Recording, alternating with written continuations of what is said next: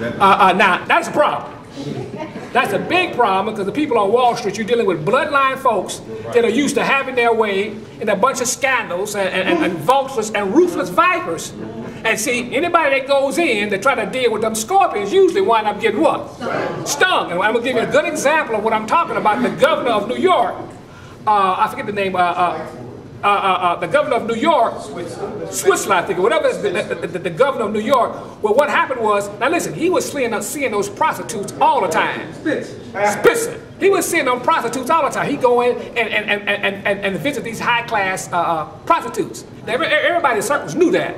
Now, when Wall Street started getting wild, he said, you know what, I'm the sheriff in town. I'm going to go down and put some order into this.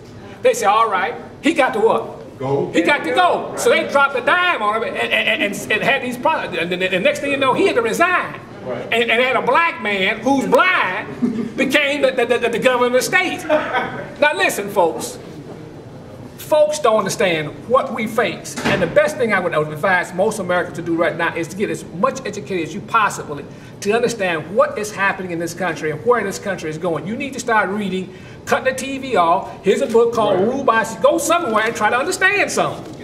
See, and then first of all, start stocking up on food, canned foods and stuff. It sounds like I'm talking about a survivalist, but listen, the government cannot continue to pay money to us that's going to worth anything for our social services. I'm talking about Social Security checks, your unemployment checks, these things that are going to be given to you.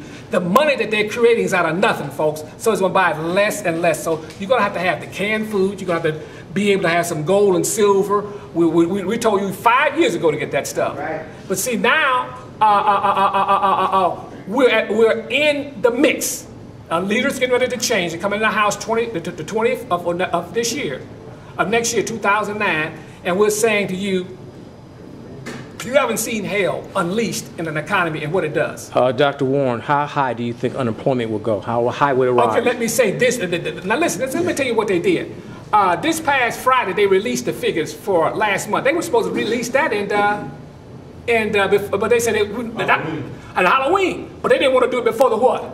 Election, because they knew no Republican could. With those figures, they expected 200,000 unemployed for October. It came out 240. We've already lost 1.2 million jobs already, and we'll probably end up about 1.4, 1.5 million. Next year, minimum 1.5 to 2 million jobs, minimum. And listen, they got to do something with General Motors, because if General Motors go bankrupt, I mean the whole thing falls in. A million jobs. A million jobs is gone. Yeah. So they got to bail that out. And see, the point is, nobody can buy any cars now. My point to you is that, listen, unemployment's going to go up. And listen, let me tell you this. Wall Street is already, they got blood on Houston, Hudson River. Yeah. 200,000 to 300,000 bankers, investment bankers, brokers, traders, whatever you said, they done lost their job. It's going to be all formulated. As of now, you got 3 banks. JP Morgan, Citibank, and I forget what it's called. I think the other one. Bank of America? Bank of America? Bank of America, JP Morgan. Chase Manhattan? No, one of us, a third bank. They're the 3 largest banks that have been formed. And basically what they're going to do, all these banks are going to be consolidated, folks. So my point to you is that this whole country is going to be reformulated, and we're moving into a new order. And you're going to have to understand where we're going and how to prepare for this. So we have to become accustomed being poor? Well, I'd say this, the living standard of the average American, I don't care whether, listen, retail sales came in from Neiman's Marcus, Saks Fifth Avenue, and what's the other one?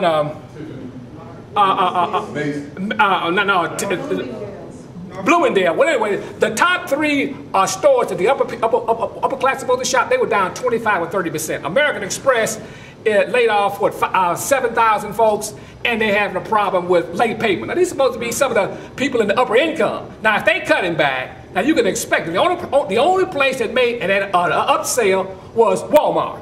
It was up 2.4%. Car sales are down. This thing is going to get further and further crazy, so Obama's going to have more and more programs like they're going to have to pull out the WPA, right? FDR type programs. But would that stop just outright anarchy? No, I wouldn't say this. I think what would happen, if they get a good war started, like they do Vietnam. A good war. A good war. What they're going to do is, I tell you this, all the people, most Americans, if your grandsons and your children, if you got any money, you better send them down to Mexico and South America, because anybody going to Canada, they're going to export you back to America. Will they have a draft, though? That's the point. There will be a draft. You think it'll be a draft? Obama already said some form of a draft. That's coming. Listen, they got to get some of these young folks off the street and then get them somewhere, but there will be a draft of some form.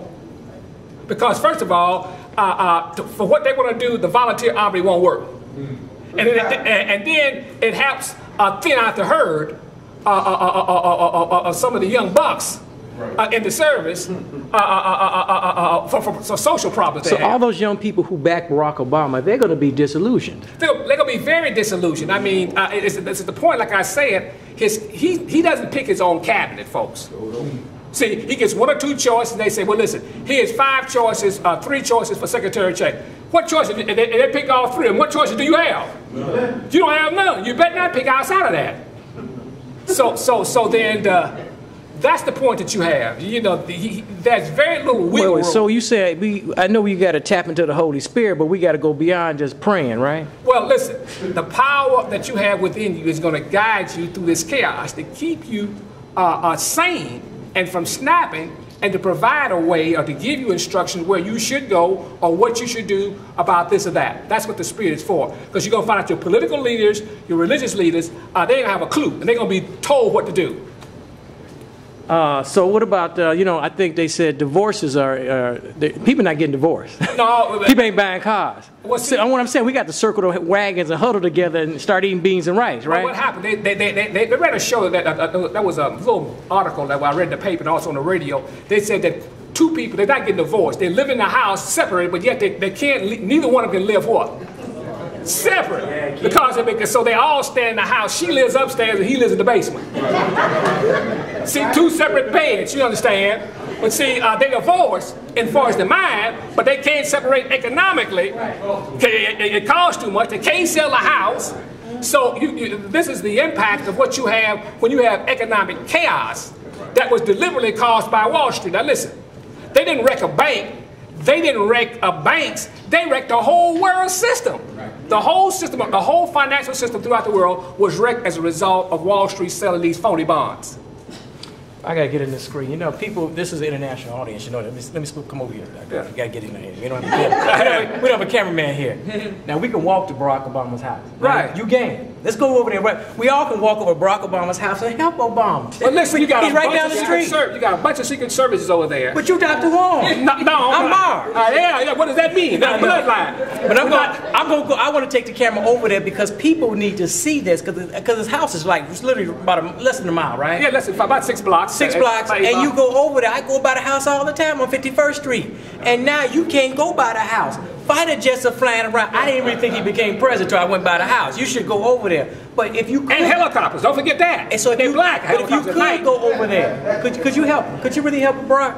Well, only thing we can do for the brothers is pray for them. I don't have any power myself to walk in because I'm not one of the inner circle people that have the ability to walk through doors and drop names where people instantly, like David Rockefeller or certain people could drop names, doors open, and nobody argues with you. Now, I'm not part of that crowd. And in fact, I don't want to be part of that crowd. Why don't you pray for me and all the folks here and everybody at home because you're scaring me, Dr. Warren. Well, all I can say that right within us, you have the power of the Holy Spirit or God right within you. And that will direct you in this. We're dealing with a great spiritual fight. See, some people don't believe in evil. And people are going to find out during these 3 or 4 years what evil is. And you won't need a Bible, you won't need a Quran or a Bhagavad Gita. You're going to find out right in your face what evil is and what callousness and insensitivity is.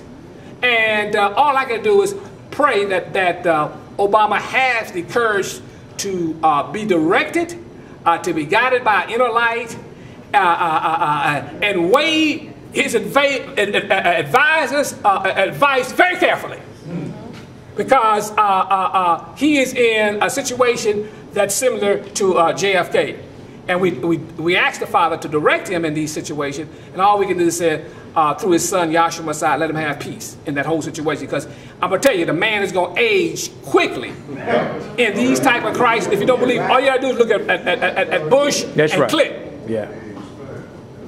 Dr. Warren, thank you. Give him a big hand. Thank you very much. All right.